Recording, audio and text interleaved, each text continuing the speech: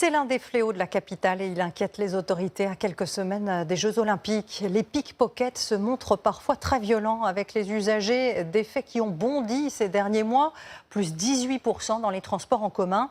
Un phénomène que les policiers n'arrivent pas à endiguer et cette impuissance ouvre la voie à de vrais dérapages. Certains jeunes ont décidé récemment de se faire justice eux-mêmes à la limite de la légalité. François-Xavier Ménage, Lise Cloy et Simon Amelot. Ils sont 4, des copains de lycée, 16 ans.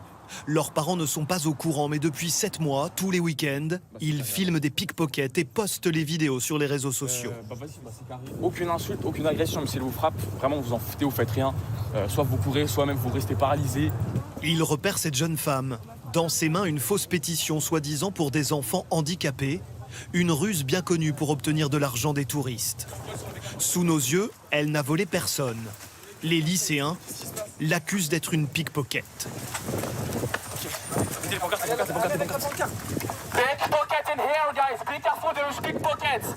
Pickpocket right now, guys. Be careful, there's pickpockets in here. Pickpocket in here. Les pancartes, le haut-parleur, le même équipement, tous les week-ends. Faites très attention, c'est une pickpocket, elle peut voler tout votre argent. Les touristes sont médusés par cette scène. Quelques-uns protestent, beaucoup approuvent. Merci, monsieur, merci. Filmée en permanence, la jeune femme riposte en jetant des graviers. Pickpocket. Pickpocket ass. Au total, la course-poursuite dure une dizaine de minutes.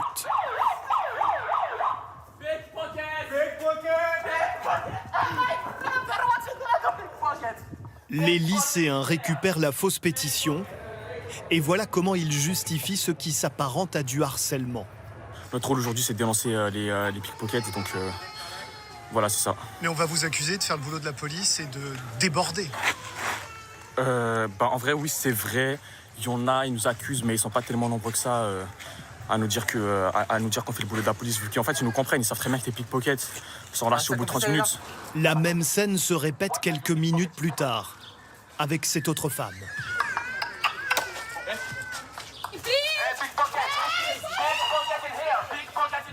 Elle trouve refuge dans l'ascenseur d'un parking. C'est un vigile qui met fin à la poursuite. C'est toi le problème, c'est le problème de la police, c'est pas pour toi.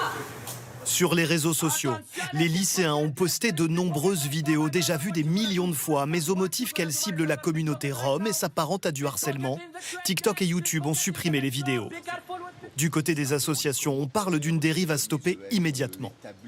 Ce comportement peut être grave, d'ailleurs sur le plan pénal, ça peut renvoyer à des infractions. On peut être d'abord sur de la diffamation. Si on est témoin à la rigueur d'activités de pickpocket, eh bien on peut appeler la police, on peut se référer à la justice et non pas essayer de se présenter soi-même en redresseur de tort. Les vidéos dénonçant les pickpockets surviennent dans un contexte d'augmentation des violences, notamment dans les transports en commun parisiens.